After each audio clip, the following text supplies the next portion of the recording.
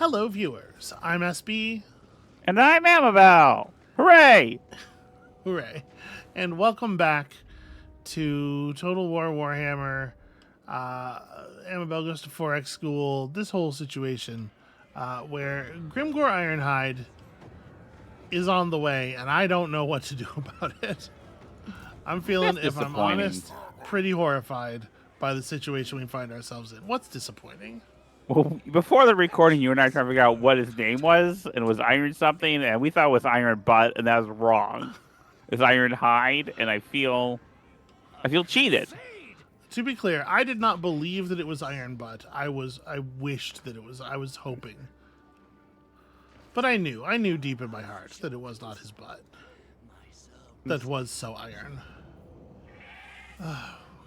We're so close to we're so close to upgrades. We're so close to good shit. All right, well, do something about it. I don't know how. We could increase By winning a battle. Kha'Zix's fealty by just dropping a plague right now, Okay, which would unlock our ability to pick up some more Rot Knights. that's pretty good. Actually, it wouldn't, because, well, I don't think it would spend the fealty. I think we would get it. Yeah, that might do something. We have 200 infections. Obviously, I was hoping to use those infections to spawn another another troop building. But yeah, maybe we need to make something happen right now. Okay, so let's plague attrition, and we want to fuck up their combat stats. Attrition and it nukes your melee attack and melee defense. And I like how much wiggles there are. yeah, there's a lot of wiggling. So I can't drop it on their stuff. I can drop it on my stuff. I guess we put it on Tamarkan and hope that it spreads. Yeah. We can't afford to increase the spread chance or anything. We're like 203 infections. Okay. But at the very, it's buffing the army up and stuff. All right, go ahead and infect. So that does create a point of fealty.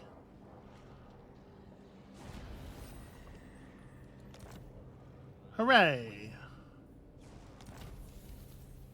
Physical resistance up for increasing. He's becoming the favored champion. Okay. Army ability Pandemicium for Tamur Khan's army. Okay, it is an explosion that spreads poison. That's cool. We did that, so we get some favor. We got a bunch of dominance for that, actually, which is rad. All that extra dominance is going to mean that we can hire a new chieftain, which I was not expecting. I forgot that we had a thing to raise his dominance. We have a quest to summon one of these units that pays out dominance, right? I believe. Probably. Let me look at my quest log. Grow your forces. Amass a horde. Yeah, recruit a unit from the chieftain panel. Okay, so we can afford to spend 5 or 4 of our 9 stuff recruiting a chieftain unit, or putting a unit in the panel. Then we recruit it. We go back up to 7, and so we can still hire another one of the lords.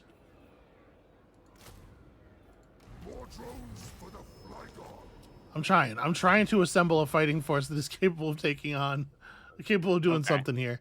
Okay, so let's talk about these other lords. Who do we want to bring in? There is Kargon the Crazed. Is a trait that replenishes 25% of campaign movement range for his army after raising a settlement, which ordinarily knocks you down to 0 movement. So that's pretty cool. That it sort of opens up a new playstyle for that army where you just burn and run. Okay, but who's the guy on the right? What? The chaos? Would you hold on? No.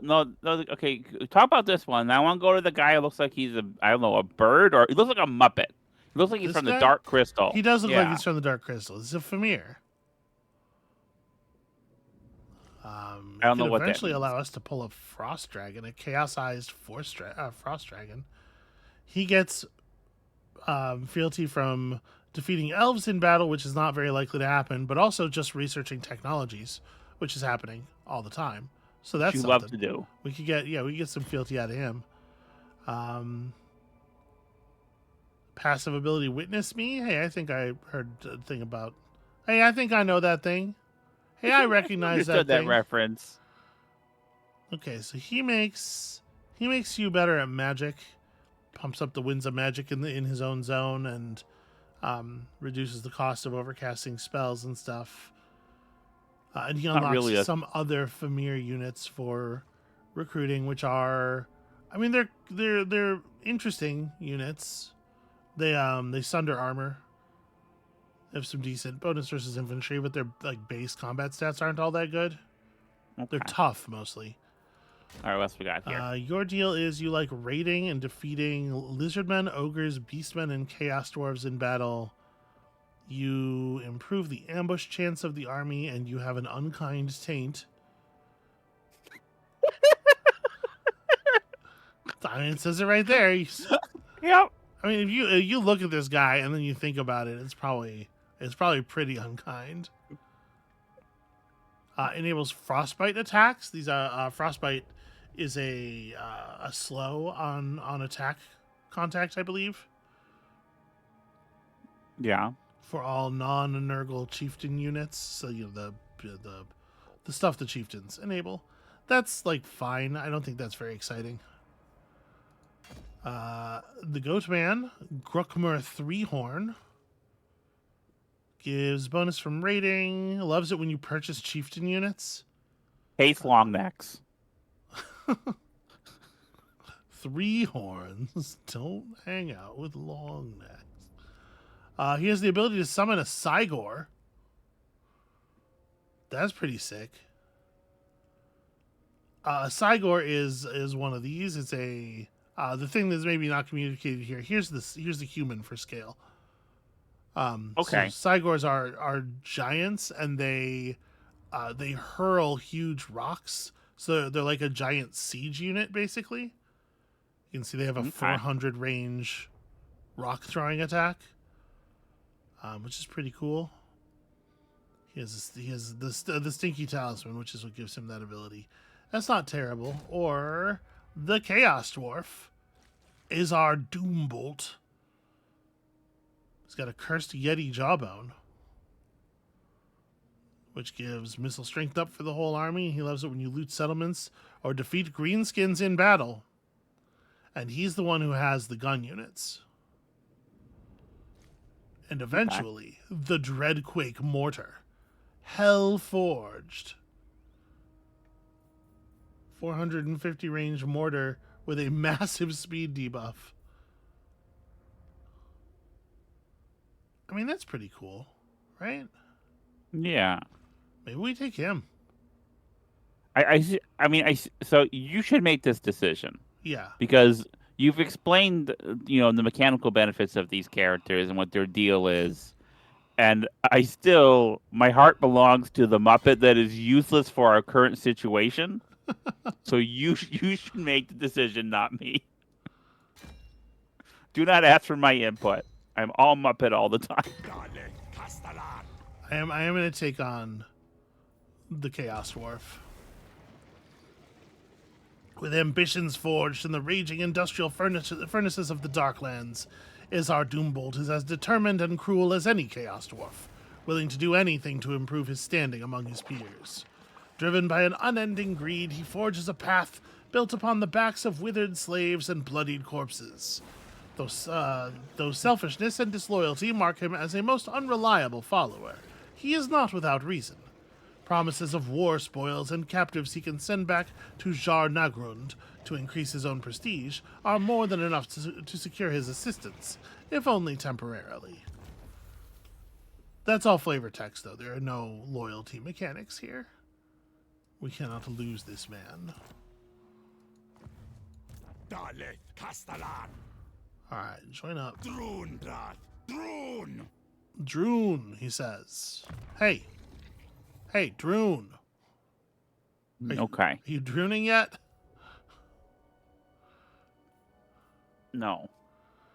Okay, this is interesting. I'm not going to do that on your channel. There are children watching. He can either unlock Infernal Slugs or Hellforged Bolt, and the other one gets locked. So this is magical attacks with some bonus range into...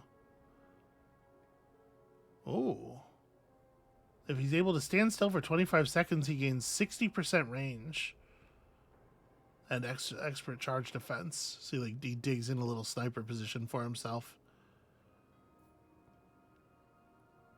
The Cinder Blast Shell, which is an explosive shot he gets 3 charges of, and eventually the ability to sunder armor with his bullets. That's pretty cool. If you go for Infernal Slugs, he loses range and all of his shots become explosive. He gets a different version of Dig In that has less range. He gets the flashbangs, and then eventually doubled explosive. Okay, it doubles the explosion damage. So it's like, do you want him to be a sniper or do you want him to be good at fighting groups of melee? Because his missile damage is high enough that he's definitely like a danger to characters. Okay. It's also worth noting, like, he's 6150 with 340 weapon strength. He's actually fine in melee combat too. He's got 120 armor. He is remarkably good as a melee combatant for a character who has a gun that's this functional. Well, I do think that we should take some of this gun stuff. Okay. We only need to spend 3 points in the box to get to the skill on the outside of the box. So we have enough skill points to just fire one of these. Grab the thing, yeah. I kind of think I want him in explosive bullets mode. Okay. I think we're going to need help with... I think we have people who are good at killing characters already. Yeah.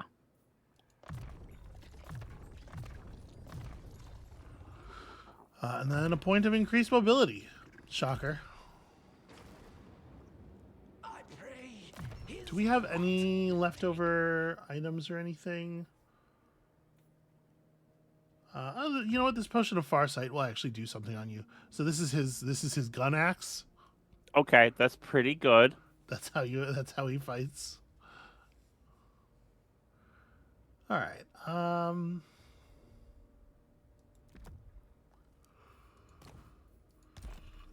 And then we still have... Actually, we have a lot more money now, so we can hire more units. So we have access to some of our better units now, since that one building hit the top of its arc.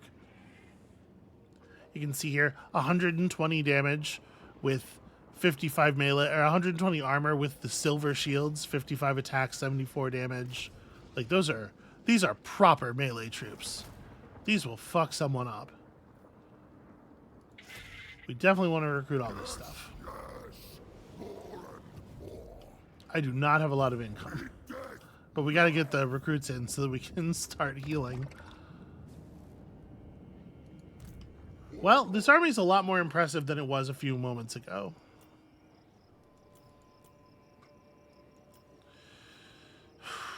I still don't put them up favorably against either of these stacks, much less the two of them together.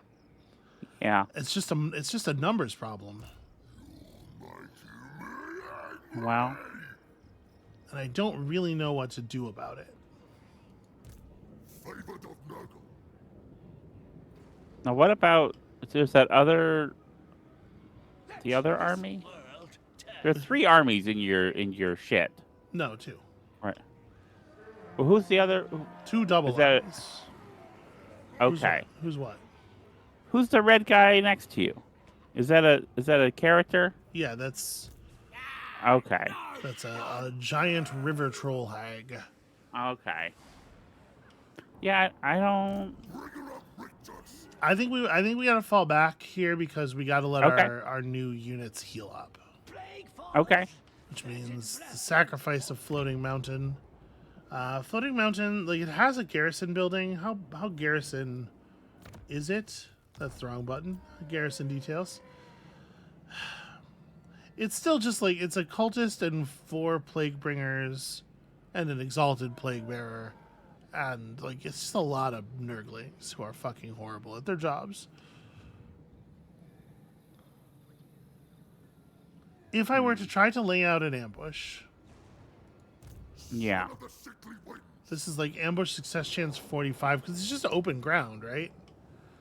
I'm wondering if I were to catch Grimgor and his backup stack in the open in an ambush, could we maybe do enough damage? I don't know. I certainly don't think so without letting our units heal as much as possible. Okay.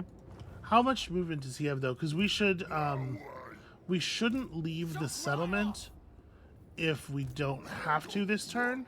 And it does look like he doesn't have anywhere near the movement to get to us. Oh, his backup army absolutely. Oh, well, they're in march mode. Yeah, that's not a big deal. Because first of all, we want to give the maximum chance of the plague spreading, and secondly, we want that friendly Right. replenishment. Okay. So we're not upgrading the cults. I have a hero unmoved. Oh, that's right. Weber, get up here and just like annoy these guys, or prepare to do so in the future, because I don't think you can right now. Assassinate the A weeping wound is there. I'm sending him to attack a Black Orc boss. Worthy It worked. Hey, it worked. Weber, you're a hero. I bring grandfather's love. You're such a weirdo. You sure did bring grandfather's love. You are ambulatory decay. Amabel, we're gonna lose this campaign. Yeah, probably. Maybe not though. We just Here's the thing I have we spent learned. like 17 minutes optimizing the position of the deck chairs on the Titanic. Here's the thing I've learned. The more you tell me you're losing something, Okay, the more likely it is you're going to win. the viewers are not going to get that. That's okay. She is doing a cruelty to me over the fact that I am often pessimistic about my position in board games that we play together. I've also seen you be pessimistic in this game. They did not advance at all. Like I remember you being like, "Oh, that big lizard in that chair! I'm so scared," for like 4 fucking episodes, and then you went to fight him, and he was a pushover. He was not a pushover the first time. No, you clobbered him. We won, but he was not a pushover. Okay, this plague did spread to the settlement, Father has a Okay. plan for you. so we don't know exactly how long it would take Grimgor to run out of Wog. But that's what we need to happen. When his Wog ends, it's going to be possible to fight back fair. Yeah. I'll liberate you. So all we can really do is try to wait him out. We're healing Yeah. quickly. Big chunks of healing going on. Your flesh will bubble. So yeah, I guess like I guess we're sort of in a hurry in the sense that it would be cool to fight him while the plague's up, but honestly, like It'd be cooler to fight him when he doesn't have it'd be cool to fight him when 4 there's times as many people as you do. Yeah. No, I get that. That makes sense. You explained that really well. You're such a good educator. Okay, You explained that really okay, well, and jeez. Whoa! I'm not being shitty. I'm doing a little fun, but you're very. The whole point of this series is you're good at explaining things. Okay, thank you. I appreciate that. I'm feeling pretty down on my position though. Okay, is he coming forward this turn? He's advancing. Is he advancing in force? Is he bringing the other army? He is not bringing the other army. That's interesting. He's close enough to the settlement that he could now catch the plague too.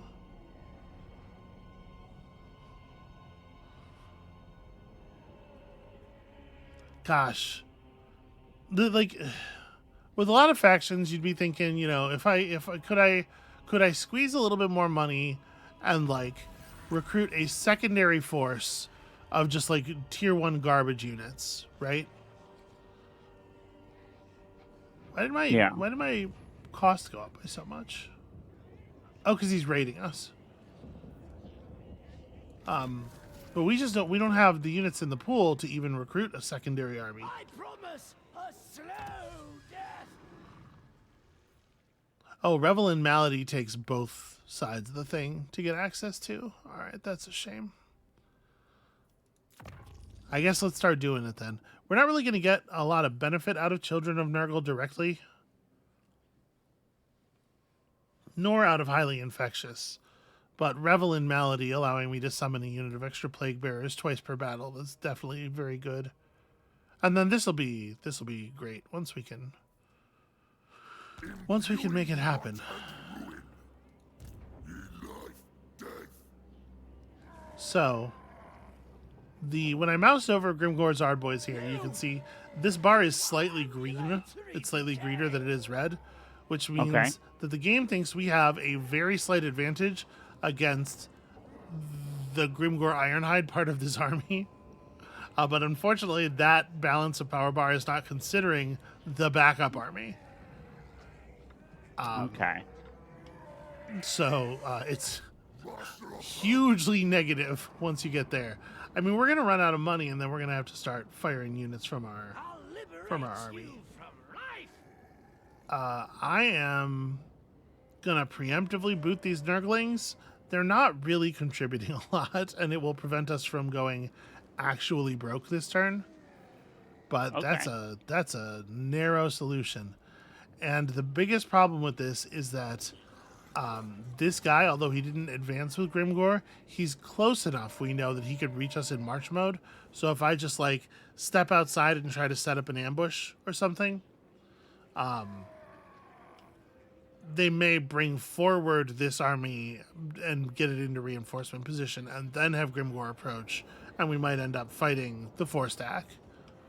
So we still kind of can't play defense.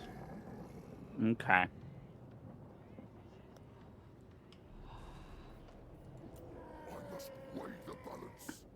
This is grim. Your flesh will bubble. Yeah, I guess let's head back.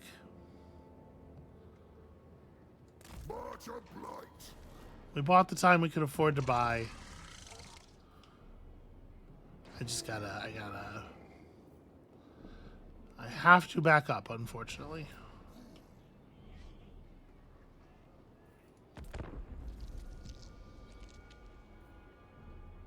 I really do think there should be a visible timer on the wall. I don't know. Maybe that would weaken the potential strength of it too much. Like, maybe that's too much of a power change against the orcs. But it really does suck not having any idea. I guess that's the intended experience, probably. Yeah. Well, I think that okay. Well, yeah, that's a lot of this army is goblins. Yeah. If you look at a lot of campaigns in the medieval period and some parts of the early modern period, especially if you don't have a professional army, but a conscript army or a, I call the banners kind of thing, people generally knew how long that army would be in the field for, because it'd be a limited time that they were conscripted, like for the season or for the year. And so absolutely waiting that out and then trying to strike was part of the texture of those campaigns. So that's something that I definitely understand, like having some kind of insight. And, frankly, I would love it if I had and I know this sounds silly because I've been talking about how I hate in the 4X games having like the weird time scale they do. But knowing, like, is this a week each turn? Is it a month? Like having like a seasons for certain things to be timed around? I think would add a lot of texture to this. I don't know if they do that in some of the historical ones or not, but All right. His army is damaged and suffering attrition, which means that they're not healing. okay. They're not badly damaged. I yearn for Father's pestilent touch. I'm wondering if this is the best, because we have no idea how long the wog is, but it seemed like it was just spinning up when he started approaching. I'm wondering if this is the moment to just try to pull an ambush off. We can stand in the trees and get a very slightly higher than normal success chance, and we just try to pull him now. Okay. 70%. See if he advances on us. Okay. Plague Father's fetid blessings upon you. Grandfather. I had to fire another unit too to stay under income and not take massive attrition damage from not being able to maintain our army. It was just Chaos Marauders. It's not a big deal. Are you having a good time, sweetheart? No! This is Didn't miserable. sound like it.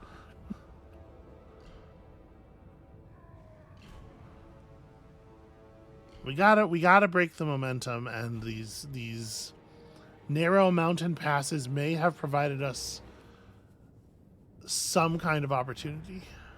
Yeah. He's going to the gallows tree instead. He did not catch the plague. That's a shame. It is a shame. And the gallows tree is out in the open. And there is no place around it where we can get such an ambush advantage. Here's the thing about this, sweetheart, about the Yeah. situation you're in. If you end up losing the campaign here, I don't think anyone can criticize you for this bad situation you're in. Right? If you end up winning, what a feat of genius. So you win either way, really, if you think about it. Oh, cool. More orcs. A nomadic horde of extra fighty savage orcs are close. Cool.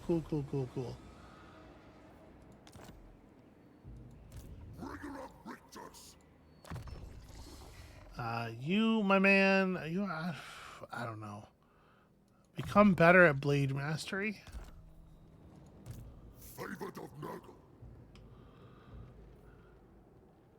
So I can't reach the gallows tree to reinforce it Against cleanliness. unless I go into march Yeah. mode. I don't want to be tired in the open standing against these guys. So, like,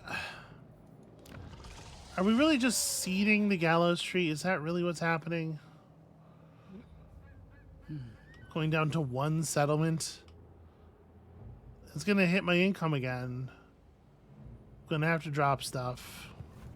Follower of pestilence. I'm returning you to the recruitment pool. Diseased enough. No man can kill me. Feigl!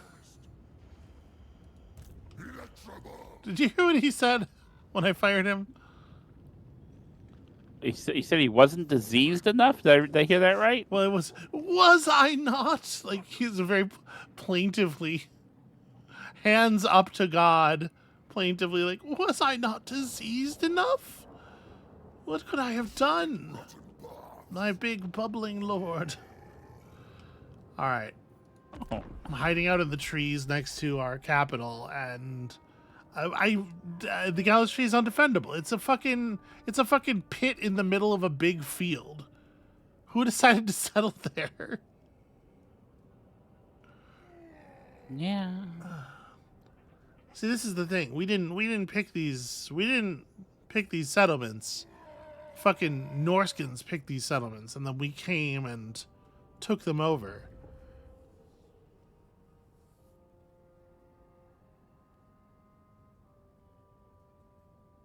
Yeah, man. Make sure you get all 4 stacks against the garrison of the gallows tree. Well, the good news is like he's wasting time on his wall. Yeah. If it runs out and he becomes fightable, it will be entirely through his own foolishness.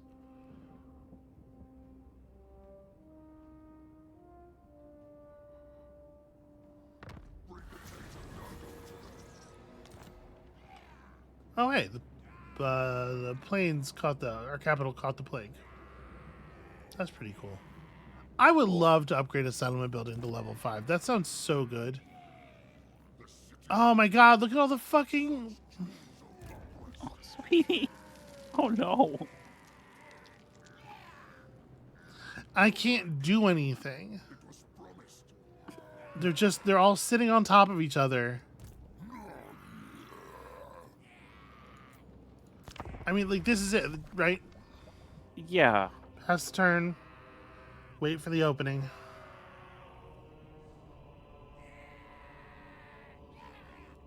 Grim. It's a grim situation.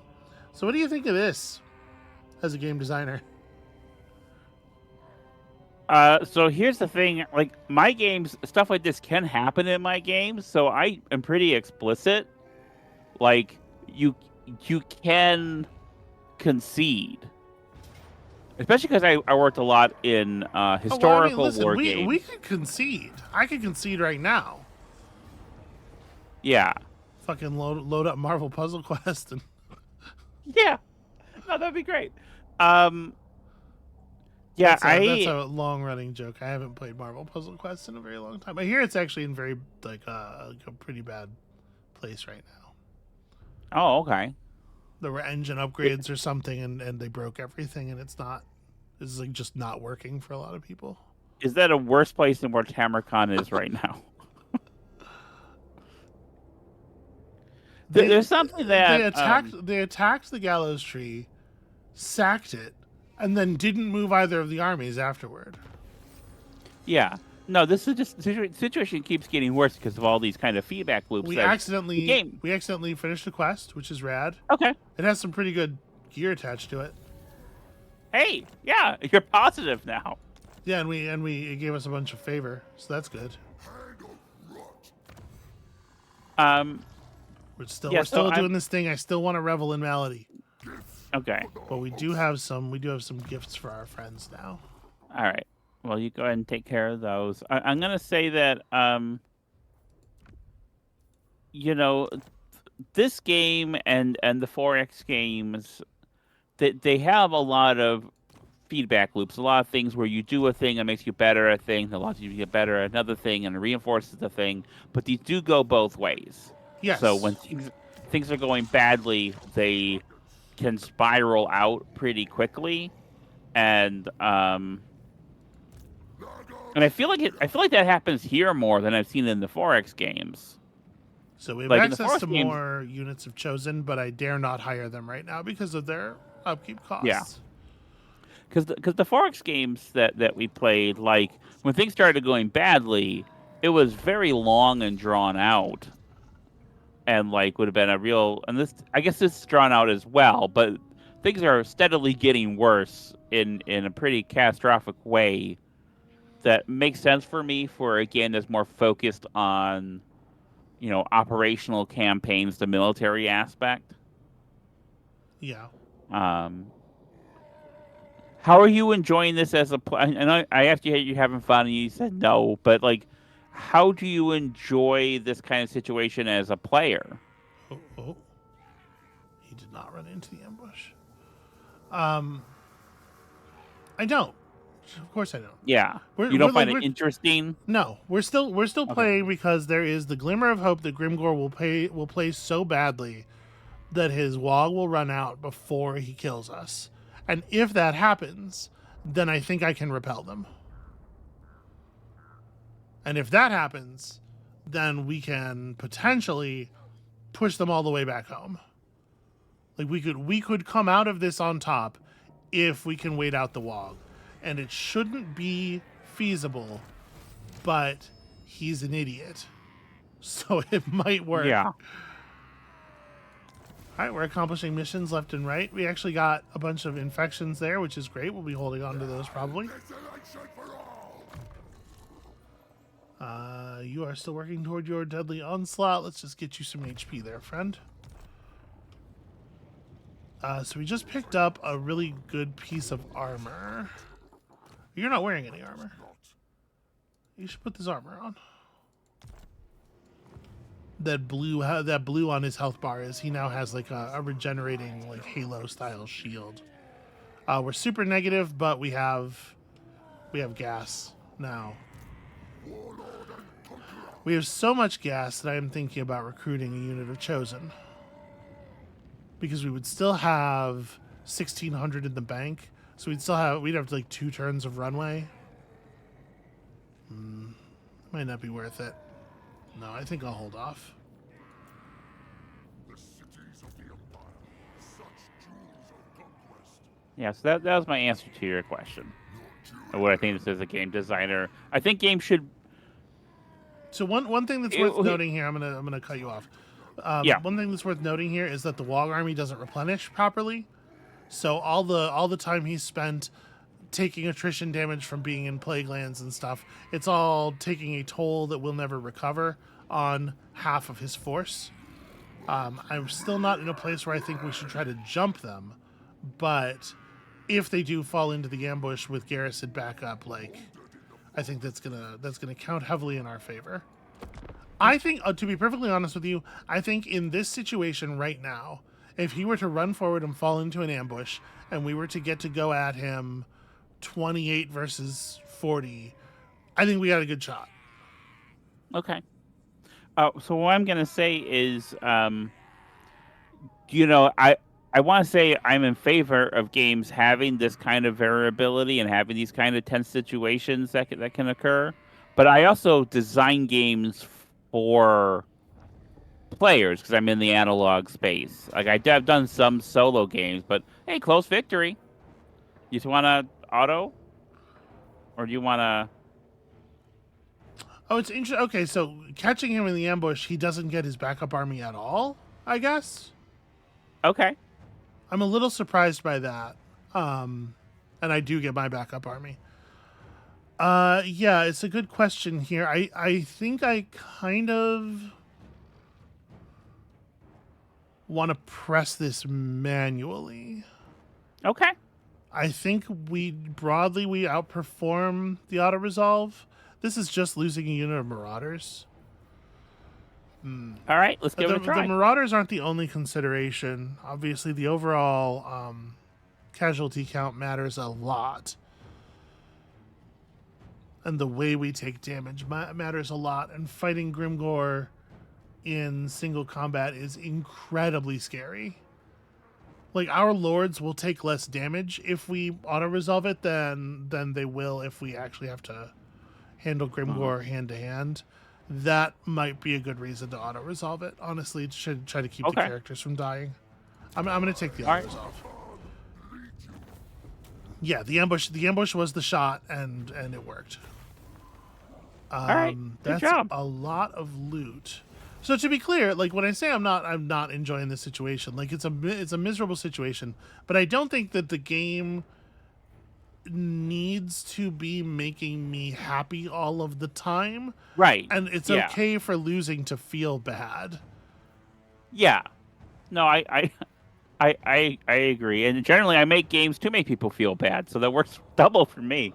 I think I'm going to take the infections here. I don't think we're so desperate on a favor at the moment. Yeah. Okay. I think him wandering into the ambush has broken the push pretty badly.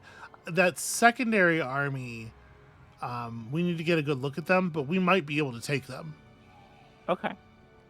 What I was gonna say is that the kind of thing where you can be in a really bad on the rock situation. I put those in my games, but my games are designed for human players, for multiple human players. Yeah. So I feel like this whole situation where it feels bad to lose still would be a more enjoyable kind of feel bad if the computer was more intelligent. Okay, so defeating Grimgor has made Samarkand the Hide Striker. He's gained armor and some armor-piercing weapon damage. That's big. All right. Also, it's worth noting that you get your replenishment at the beginning of your turn. Okay. So that's rad. taking damage during the enemy turn means that you heal up. Like you can see, all of our characters are back to full health immediately, and many of our units are pretty close. So we're in a much better situation than we were moments ago. That's for sure. I don't want to overextend against this this other force that is also 40 units. You know, give them some respect. But I think it's good. I think we're in a better spot for sure. Boy, what do I want to do with you? So you're another cavalry character. Your charge bonus is considerable.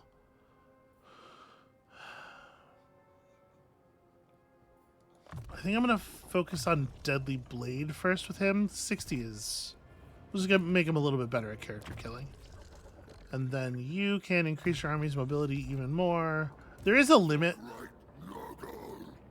to the amount of... I can't remember where it shows it. But there is a limit to the amount of... Okay, army's base movement range cannot be increased by more than 50%. And right now we're getting 20%. Okay, so what does this army look like? Let me think about it. This stack overall is not terrifying. These are the tier 1 orc infantry units. And then we don't get to see his backup army, but much like Grimgor's, they'll be damaged by their time in the Plague Lands and unable to heal. What I might do here is... The Gallows Tree's garrison cannot be... Yeah, no, they're basically dead. They will be of no help. So what I'm thinking here is we can grab the 2 units from the Regiment of Renown pool, which will come in at full health. Okay. And then we could try pushing them. It is I'm in favor of that. It is a big numbers difference, but their units are quite weak. I mean, orc boys are still pretty good in melee. They're still fairly tough. I don't want to overextend us, but if we could drive them off, if we could break them now, they're bleeding every turn. If they take the Gallows Tree, they'll get replenished, and they won't lose any health taking the Gallows Tree. So I think okay, we're gonna try to roll it forward. I guess the thing to do here would be also to hire on some more units, like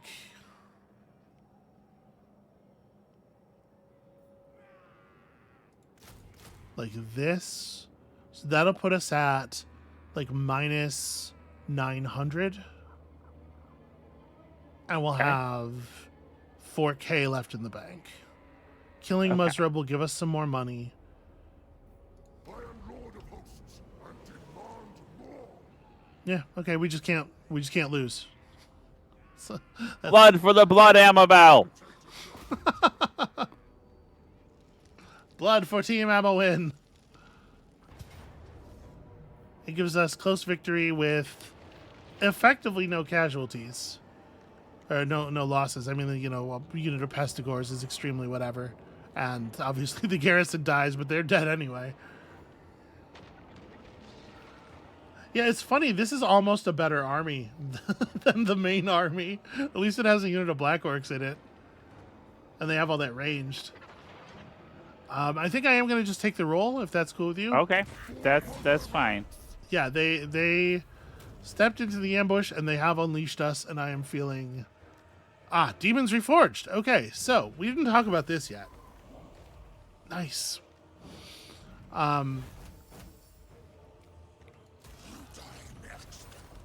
let me select the army here. We stole Death Singer. One of two powerful elven rune swords, forged long ago with its sister Doom Singer. There's a chance to gain a unique trait if they're present in the same region. I don't know, what did we take this from them, or where did this came from the battle? Huh. It gives regeneration and frenzy and death blow to a character. That seems bananas. Dagon's champion. But so yeah, there's this demon's effect. Corpses for the corpse. You can see here when demonic units are destroyed, they have a chance to be restored. Okay. And because we're in an area with high Nurgle corruption, that chance is higher. Makes sense. We're gonna step into the settlement, take a turn of friendly settlement replenishment, and then we gotta push. We gotta get into Grimgore's territory and fuck his shit up as much as possible. Yeah. Being a reputed son of the Kurgan will give an extra 20% replenishment rate to all of our non-demon units, Before rust and rot takes which is wonderful news. You have leveled up enough to get access to your advanced tree here. So what does this give us? First of all, hit points and body mass. 10% HP for a single skill point is pretty great. And then you get access to things like, slaughter them all. That's a lot of extra weapon damage. Self-preservation, basically just big chunks of raw stats. Improves plagues in the area. And then eventually Indomitable, which will make him unbreakable. That is, never suffers any form of leadership loss. Okay. And also, as long as his hit points are greater than 75%, he has 20% raw damage resistance. Indomitable. Wow. Tamarkan's units are they're pretty good, in my opinion. These fellows are good at their jobs. All right, are you a chaos strategist? Increasing the training rate and replenishment rate of your army. A commander who can massively buff leadership and defense, or just a guy who stabs people really, really good. I kind of think chaos. We're constantly healing. We are always healing. We need the healing. That was not the number of skill points you had left. Sorry. Also take one of these. Is our Doombolt is going to get us diplomatic relations with Chaos Dwarfs and lowered allied recruitment costs. Wouldn't it be fun if we had allies? Eventually we unlock munitions train, range and ammunition up for the whole army. That's not so exciting because we're never gonna have a lot of ranged units, but it'll be nice for the units that he himself is going to hire in. And you can see we gained some fealty here just fighting those armies off, which is good. Okay, yes, you sit still there. We should also note, as they level up, as their level of fealty goes up, the chieftains unlock abilities that we can spend dominance to fire. So he has the ability to turn on attrition for enemy armies that are in the same province as him. He has the ability to turn on our replenishment even when we're not at home. And that stuff's pretty good. Do we want to save up dominance to get another chieftain, or do we want to pull... we could grab a unit of Chaos Dwarf blunderbusses here. It is just one unit, just 80 guys with guns, so we won't be able to achieve some of the super great effects we've seen in our other armies, where we're able to do that 3-unit flank and then just unload thing. But still, being able to shoot people is good. Yeah, give me the Chaos Dwarves. Son the sickly winds. More drones for the fly guard. Oh, they came in. Those units come in at full health. I didn't need to summon them early. Okay, well, whatever. Oh, okay. Is what it is. We do at this point want to repair the gallows tree. We probably should upgrade the money-making building, but oh man, should we maybe wait on this because it's a lot of money and it's not. It's adding 150 gold per turn.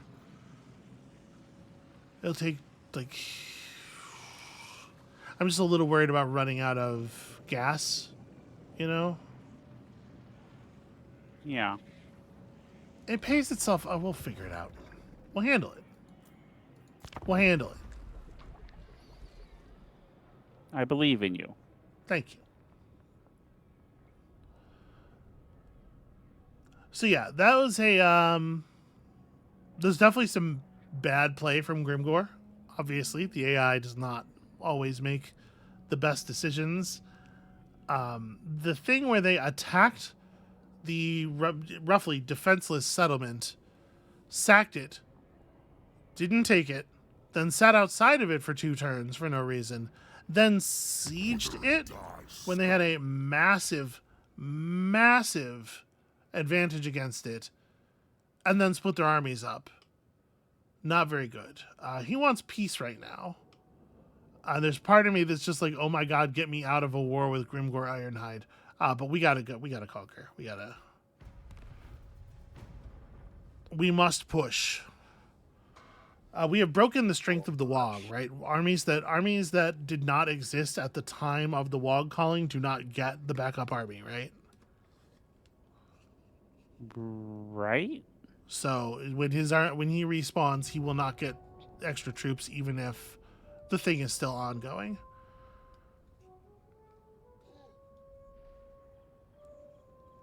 These random Savage Orc armies, we probably do have to kill them, which is annoying because I don't want to spend any of our momentum on that. But I mean, it'll be worth money to do so. Desolation for all.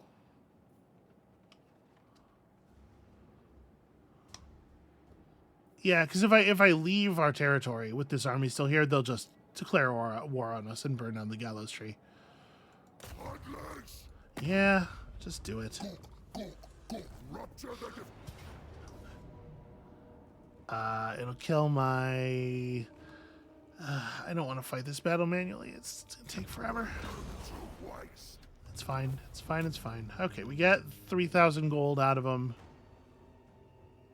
We get some... these guys reforged themselves. The Frolickers Bubotic, it looks like. We did not get our Plague Bearers back. We shall see what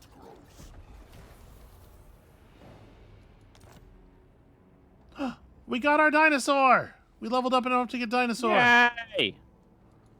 Hand of rot by rot and soul. Oh, we don't get to see him in the... Okay. That's fine. That's fine. Alright. 50 armor-piercing damage plus heroic killing blow. Regeneration. Normal regeneration for Tamarkan. Probably a pretty good thing to take. Melee defense, melee attack, and causes terror for Plague Ogres. We're not going to be able to get any more Plague Ogres anytime soon. Buffs for Toad Dragons. We do not have access to Toad Dragons yet. Let's grab Worm's Resilience. Oh, man. Once we spend 2 points in the box, we get a 25% upkeep reduction to not just his army, but any army that's in the same province as him. Oh, that's going to be so helpful. Hands value them. We just need 2 more levels. All right, you're taking, I think, slaughter them all first. Just damage. Damage is good. Stench Ridden would give you 5% physical resistance and a regeneration aura that we can trigger 3 times per battle. It heals and it reduces tiredness. It's Okay. like very replenishing. That's cool. Armor minus 10 for enemy armies and also 6 points of melee damage reflection. That's super annoying. or Nurgle corruption up in melee defense. Okay, well I feel like these are both good.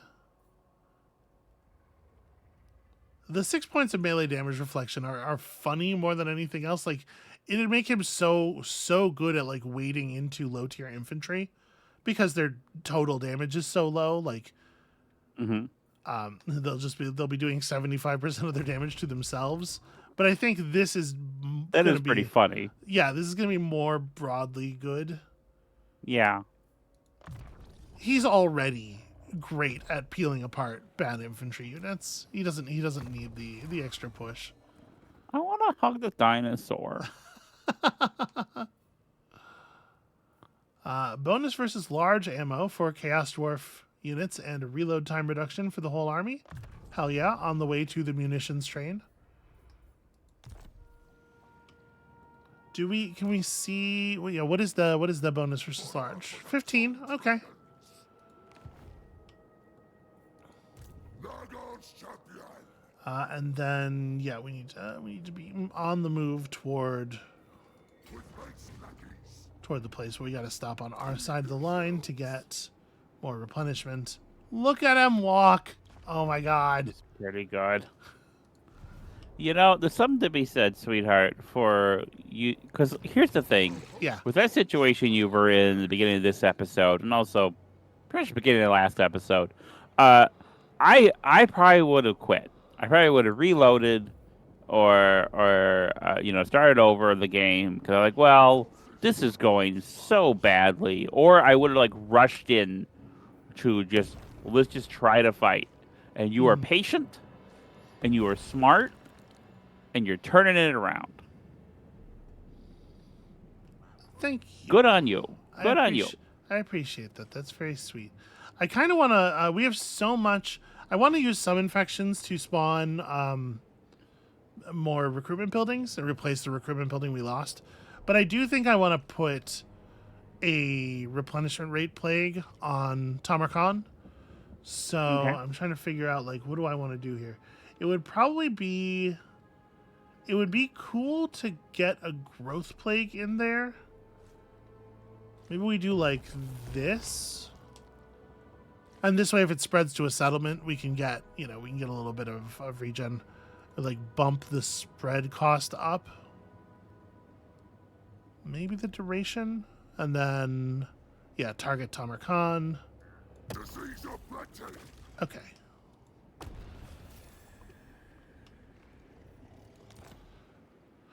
All right, so that'll get us healing even faster, and then if it spreads to our settlements as we're taking stuff, it'll help us rebuild them a little bit. I'm a little leery of improving our other buildings because we are still running quite a deficit, but yeah, and we're gonna get a ton of fealty for Azar as we're just tearing through these orc settlements, and I like that he's trying to replenish. He's trying to rebuild here.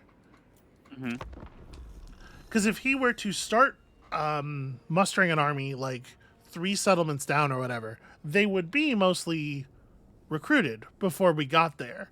The fact that he's doing it here means we get to interrupt the process, and then he has to start it over further away, and hopefully it'll be too close and we'll get to interrupt it again. This is preventing him from getting a counter force up and running. Azrael Pigkissa is a very good name for an orc general. Yeah. Yeah, you can see he has to stop mustering to run or just get rolled by us.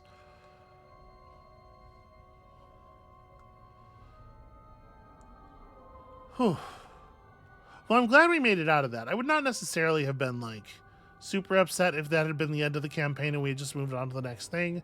But I would really like to see what one of these devoted level battles looks like. Yeah. Wish to meet with one such as me. You know what? At this point, I think I'm going to take this. Okay. We could kill them off. They have another force like down here somewhere. But 2,000 money. Well, they only have the tiny little force. killing them will be worth fealty. You know what? No, we're not going to take it because we know the remaining force is tiny. We'll just kill him as we pass. I was gonna say like the free money for doing nothing, except he's running in kind of an annoying way. He's running in an annoying direction. Overzealousness. Kasich the Befouled stirs frustration among your allies, fostering resentment through aggression and disregard. His constant charging into the planned artillery path, not to mention his disparaging of Hashut as no true chaos god, has enraged Azar Doombolt. As the two allies stand close to coming to blows, the furious Chaos Dwarf demands satisfaction. Hashut is a god that the Chaos Dwarves worship. So we have 4 points of fealty that we get to distribute here.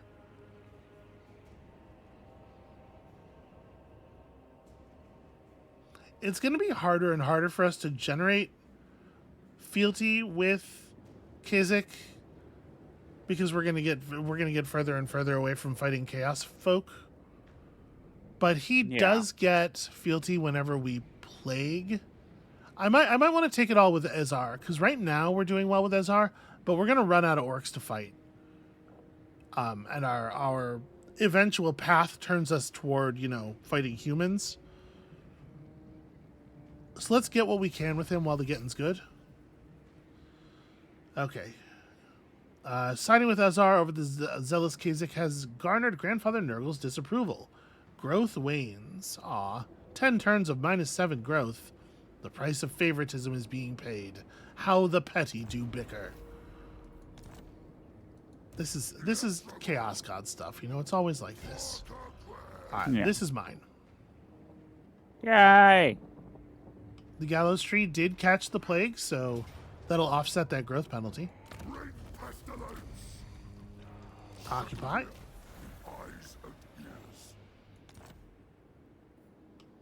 Getting better at fighting greenskins. Tamarkan himself is getting bigger. The festering stooges have been unlocked. That's pretty good. Alright, we have aborted the mission to raid Floating Mountain. That's true. I am busy. I don't have time for raiding things that should just belong to me. Let's definitely build some money-making structures. That's right, these things don't make money for us. Maybe don't build anything except money-making structures, because we're still bleeding pretty badly, financially speaking. Truly blessed am I. Okay, we need next. A speed bonus is certainly not bad. This is a lot of defense. Man, 85 melee defense.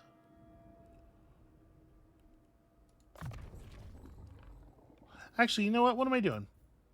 This is a good time for Contagious. We have an active plague running. We should be doing contagion stuff.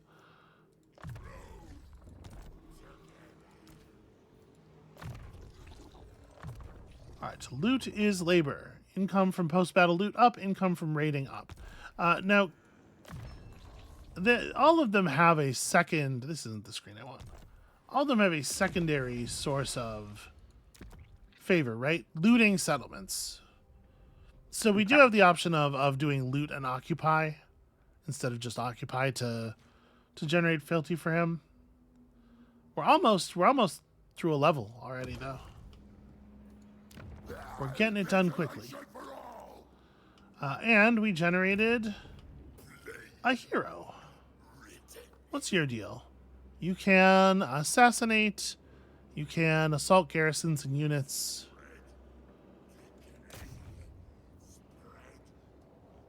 Alright, I'm gonna spend a little bit of money to generate some XP here. Go fight these nerds.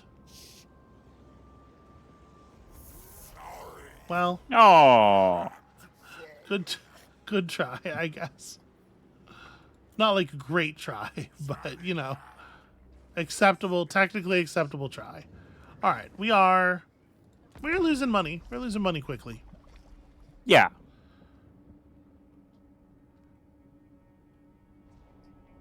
Is But once you take, is Azrael Pigkissa gonna keep retreating? Is the question. Because we can reach Floating Mountain or we can reach Dragon's Death from Floating Mountain. The orcs can't under normal movement rules, but we can because we have been very focused on movement increases. almost like that's a good idea for a game when Yep, you have to okay. move a lot, He continues running like a baby. like a baby. Yeah, as we continue to take more territory and continue to install more money making buildings, we'll get there. We'll get there on the favor. We'll eventually level off, and of course, once we get that skill point for Tamarkan, that's going to help a huge amount.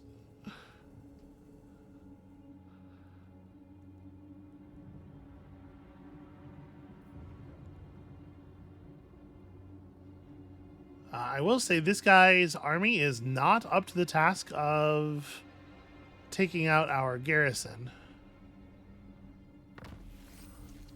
But he is probably up to the task of recruiting and then eventually taking out our garrison.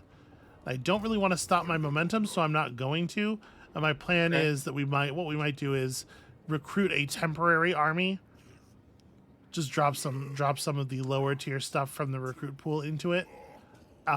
Just enough to finish him off. When I didn't take the peace treaty, the last time we had seen that army was here, and I thought he was gonna be down there. Wow, they have really reinforced Dragon's Death.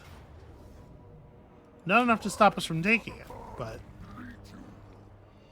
all right. So let's loot and occupy. We're gonna do damage to the settlement, but I do want to generate that fealty for Ezar. And honestly, the raw favor is helpful. Yeah. We stole a forest cloak from somebody. Unit remains hidden while firing. Interesting. Hand of rot. And you don't even have any armor on. That seems like a very good thing. Oh, right. Nobody's wearing the Death Singer. Somebody should be singing death.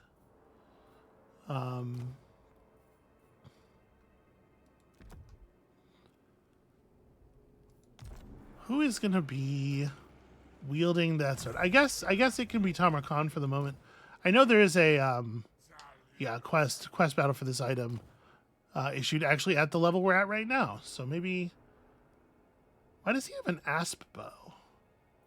Was it just like the first weapon we got it equipped automatically? Because it doesn't really make sense to improve his missile damage given that he doesn't have missile damage. Oh, look at that. Positive numbers. Son of the sickly winds.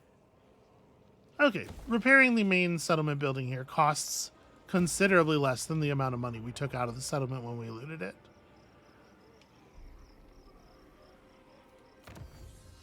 We are finally working on Revel in Malady. We're going to get our free units. Holes of sickness and death. And we have pushed our man here up to the next thing. So we've got his ability to enable replenishment in enemy territory, and we've got access to more shooty units. So we can pull an extra unit of blunderbusses, and we have access to Fireglaive Infernal Guard, who are rifle units with better weapons. Also, flaming attacks.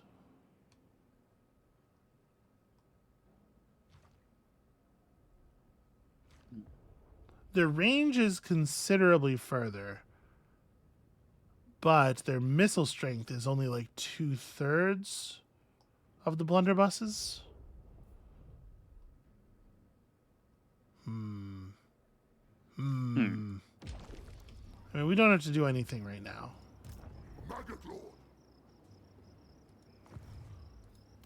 Okay, so should probably go ahead and pay for upgrades to the money-making buildings. In this settlement, we are actually getting pretty close. We're 2 turns away from having the population for a major settlement upgrade, which I would like to pursue very much. So we might start rolling money away for that. Although, getting this upgraded so that we can start building more recruitment buildings is also All right, we'll do the other thing first. It's going to require us to hold on to some money for a while, though. I guess you can just keep annoying them. Yeah. For a little bit of XP. Hey, it worked that time. Hooray! That still didn't generate a level up. Wait, that's not you. There we go. It did generate a level up. You need to get better at assassinations. That's going to be his deal.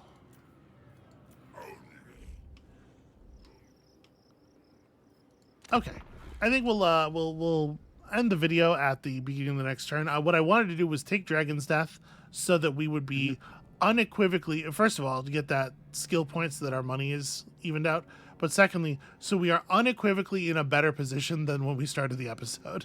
Okay, no, that makes sense. Yeah, I don't know. I like I said, we could have conceded. You said you would have. I don't think that that's unreasonable. To be perfectly honest with you, I think in a situation like that where where you're getting pushed back and you have to rely on enemy feebleness to survive. Oh, what is this? Oh, what is this? Why? The gods demand war. Do you want to? Do you want to take care of this first? Is this like a more immediate threat to you right now, or what? I mean, we don't. Two-front war is not a great idea, baby. No, I know. What are you saying that to me for? Like I have a choice. He's not asking me. This faction has declared war on you. Right. So what I'm asking, do you feel which of these wars do you feel is going to be your primary focus? I did not land on the two-front war. The two-front war landed on me. That's not how it works, right? Both of the wars are happening. Well, the other one's not. The other one's running away from you right now. He wants to go to Nuln so badly. Wow, 7 dominance and 10,000 favor for doing the Gates of Nuln battle. I mean,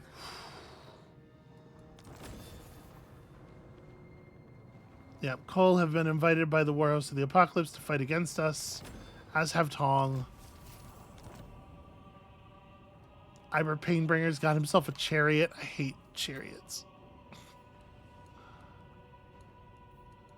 my poor baby. Okay, so the good news is we did not get an army from the War Host of Chaos knocking down our door immediately. That's usually what happens if a faction declares war on you. It usually means that they're like in position to roll in right now. Yeah. You dare approach me. You have 8 settlements. I don't like what you say. So my ability to knock you out of the game is low. He's still willing to take a peace treaty.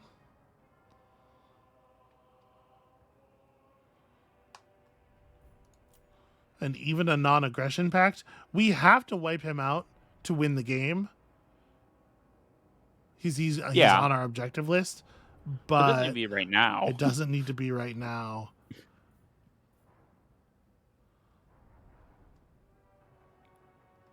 And, like, who cares about our reliability? We'll fucking backstab him whenever it's convenient. Because, like... Oh, man. So, hold on. Is this... This is Chimera Plateau. It would be better if we took one more settlement. And got the whole province, right? Okay. Although, I guess if we get one more settlement, it puts us adjacent to another person who hates us.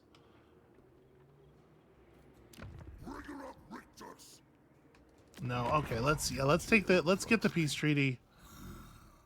If I don't like what you say,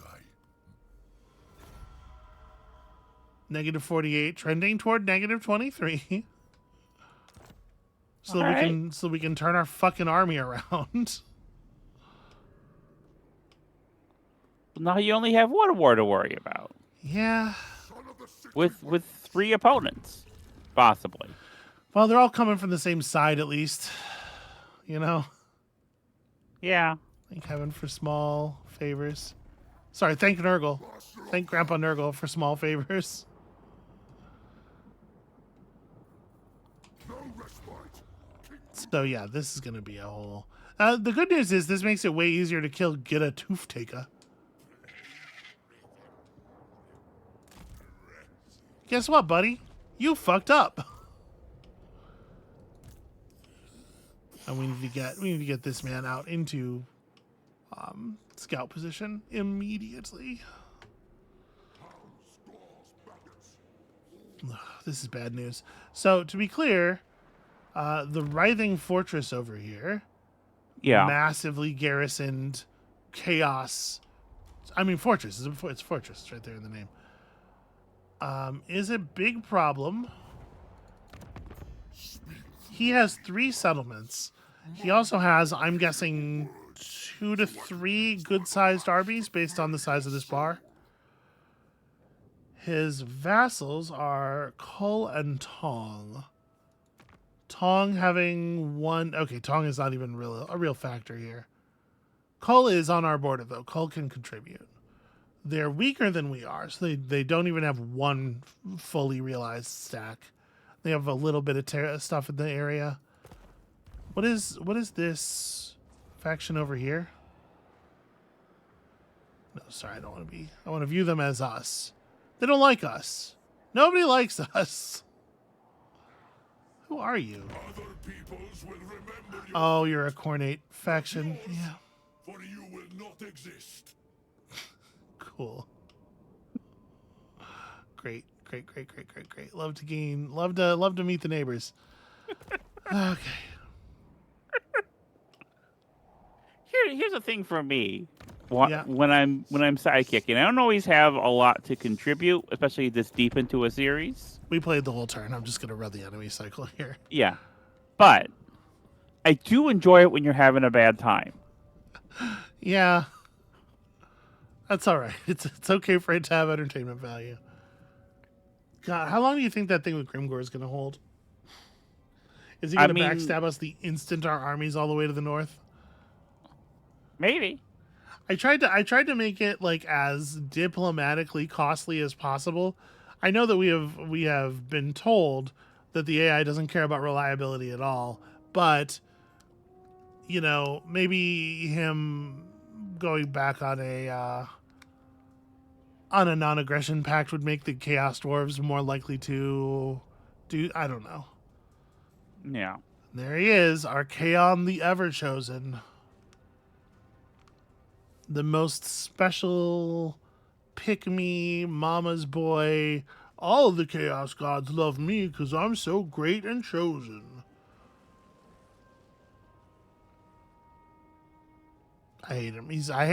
I hate him in the sense that he is trying to ruin my day, but I also hate him in the sense that I think he's a badly written character in the fiction. Okay. Okay, so here's our situation as we end the episode. The enemy bears down on us with 2 armies. This one I'm not really that scared of. This is not a very impressive force. They have some Marauder Horsemen, which are annoying. So like javelin and throwing axe guys on horseback, which are, you know, they're troublesome for a slow force, but they just don't deal enough damage to really be all that scary to us. And then they got a lot of like marauders, and we'll kill them. Look at the guy. He has a skull on his head. That's pretty good. He does have a skull glued to the top of his helmet. Archaon, on the other hand, has an army composed of proper Chaos Knights and Chaos Warriors and a Cornet Slaughter Guard and Prince Ograx, the 3-headed Titan. And yeah, this is going to be a whole fucking situation. Okay, well, I guess that's going to be it for us for today. Thank you all so much for watching. Maybe we're not going to have such a hard time generating fealty for Kasich, because this is exactly what he showed up for.